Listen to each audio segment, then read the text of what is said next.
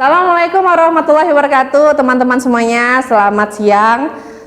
Oke, kita berjumpa lagi ya dengan saya Itiara, pengampu mata kuliah manajemen media massa ya. Kali ini kita membahas mengenai manajemen media penyiaran radio. Oke, teman-teman, sebelum teman-teman memulai pelajaran dari saya ada sedikit pantun untuk teman-teman semuanya. Oke, ini dia pantunnya. Wanita cantik jadi biduan, pergi keluar hilangkan penat. Salam buat teman-teman semua, semoga kuliah kita hari ini membawa manfaat. Oke, nantinya teman-teman akan dituntut untuk aktif, karena keaktifan akan saya nilai ya. Kita masuk ke materi. Oke, di sini kita membahas mengenai sejarah perkembangan radio. Jadi di Indonesia itu radio sudah mengudara pada masa kolonial Belanda ya, pada masa pemerintahan Belanda oleh Raja Mangkunegaran ya. Pada tahun 1933 itu radio pada saat itu bernama Solse Radio Vereniging ya. Jadi radio itu pada saat itu mengisi program cara budaya dengan menggunakan bahasa Jawa. Terus di masa kemerdekaan Indonesia radio berperan besar teman-teman ya dalam mengumandangkan berita proklamasi ya. Karena banyak pihak-pihak yang berjasa dan melahirkan Radio Republik Indonesia yang sering kita kenal yaitu RRI. Nah, selanjutnya siaran radio itu masih menjadi prima bedona oleh khalayak luas sampai tahun 1980-an. Walaupun banyak sekali media-media yang sudah hadir ya pada masa itu. Tetapi radio masih menyimpan perhatian publik ya, walaupun saat itu televisi masih sangat terbatas, TVRI ya yang sering kita sebut. Oke, kita lanjut. Nah, di sini ada definisi manajemen media penyiaran radio. Jadi, radio itu adalah media yang memiliki jangkauan selektif ya terhadap segmen pasar tertentu. Jadi, berdasarkan kelompok pendengarnya ya. Ada talk program ya, ada media ada musik, ada news, ada spot, popular music dan good music itu diklasifikasikan oleh kelompok pendengarnya ya. Jadi ada 6 ya. Bisa dipahami teman-teman semuanya? Oke.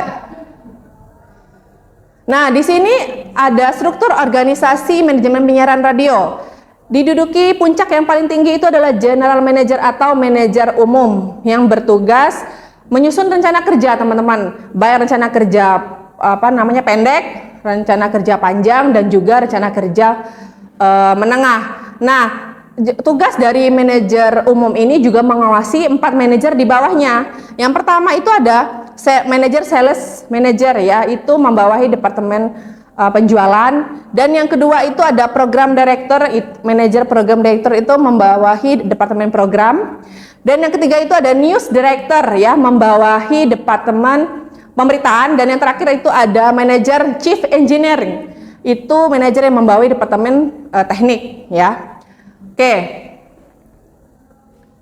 Di sini ada posisi siaran radio teman-teman.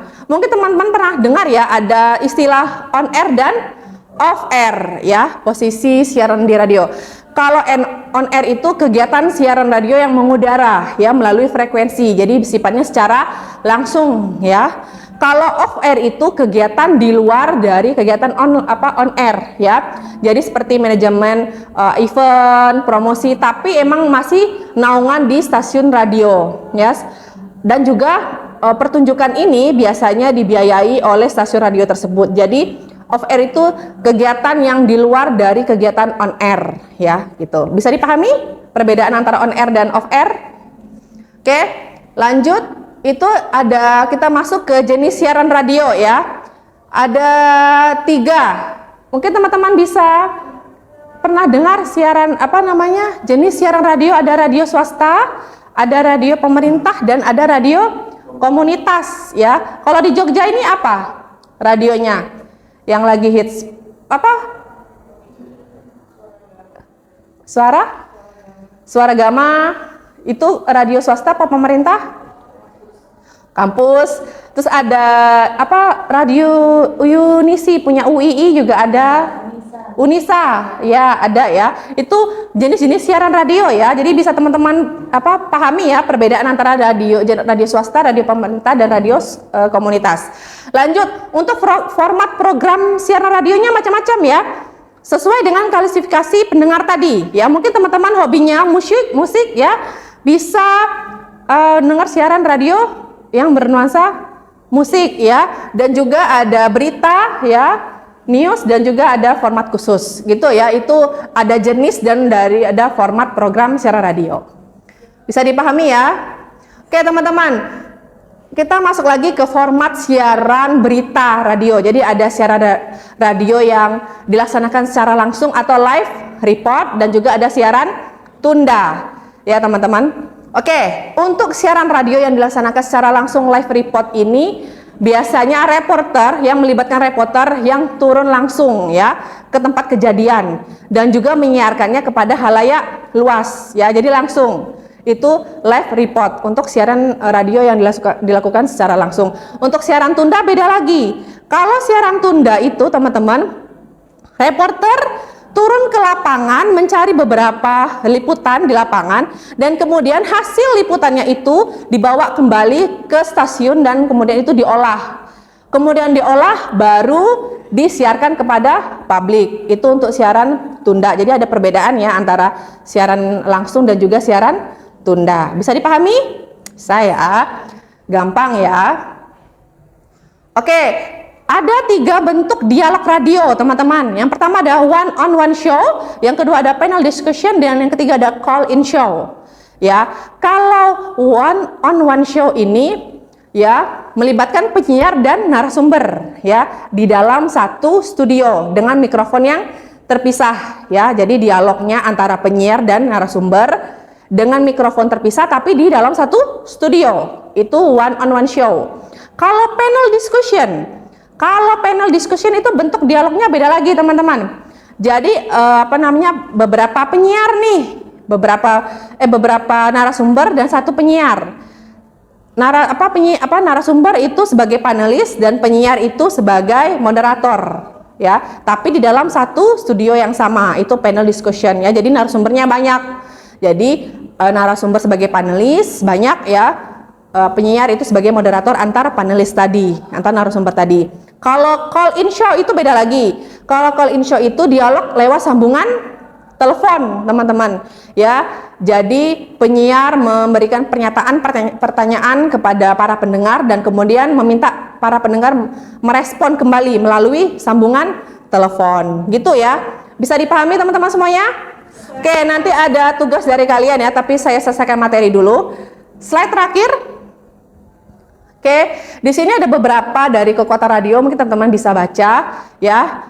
Di sini ya, audiensi selectivity ya. Setiap radio siaran itu mempunyai pendengar yang spesifik. Radio mudah dibawa kemana-mana dan juga radio itu bukan media musiman. Jadi mau musim hujan, mau musim kemarau, radio itu tetap bukan media musiman, tetap akan menyiarkan siarannya gitu ya. Jadi ada 10, nanti teman-teman bisa memahami 10 ini. Gitu. Oke, sampai di sini ada yang ingin ditanyakan boleh. Nah, ini ada referensinya dari manajemen media massa. Saya pakai buku Fajar Junaidi 2014 dan Ade Putranto. Nanti teman-teman bisa cari referensi artikel jurnal boleh untuk menambah ilmu teman-teman, pengetahuan teman-teman ya mengenai manajemen media massa. Teman-teman ada yang ingin bertanya terkait manajemen media penyiaran radio, silakan. Izin bertanya Ibu. Perkenalkan, saya Eni Fitria, NIM 10. Di sini saya bertanya mengenai yang telah dijelaskan bagian struktural, yang mana tugas dari manajer pemberitaan itu seperti apa ya Bu? Sekian, terima kasih. Oke, saya jawab pertanyaannya ya. Apa sih tugas dari manajer pemberitaan tadi? Oke, tugas yang pertama itu adalah bertanggung jawab atas seluruh aktivitas kelembagaan baik dari keredaksional maupun non keredaksional. Terus yang kedua itu melakukan revisi ke manajerial. Itu sudah jelas? Oke, kita lanjut. Ini ada tugas untuk teman-teman. Saya ada sticky note ya. Ada sticky note, nanti teman-teman saya bagikan, nanti akan saya berikan tugas ya, nanti dikumpulkan. Hari ini juga ya. Oke, saya bagikan dulu.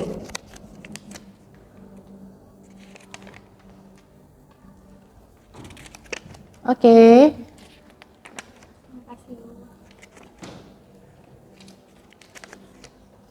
Oke.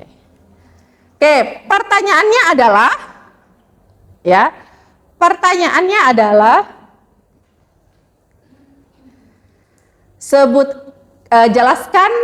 jelaskan fungsi tugas dari struktur manajemen media radio. Manajemen media penyiaran radio ya.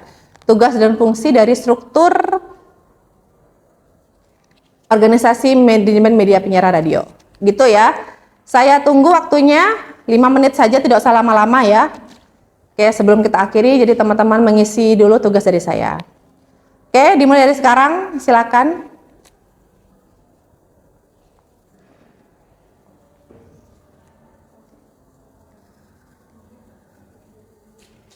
Gampang.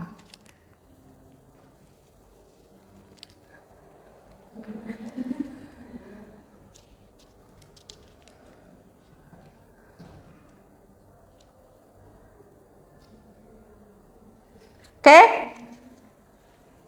waktu sudah habis. Oke, silakan taruh di meja kalian masing-masing, nanti akan saya ambil. Oke ya, terima kasih teman-teman ya.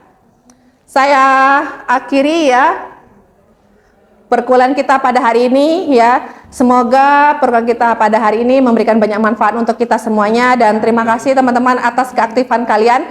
Keaktifan kalian akan saya nilai ya. Dan terima kasih juga sudah mengerjakan tugas dari saya. Saya akhiri, wassalamualaikum warahmatullahi wabarakatuh.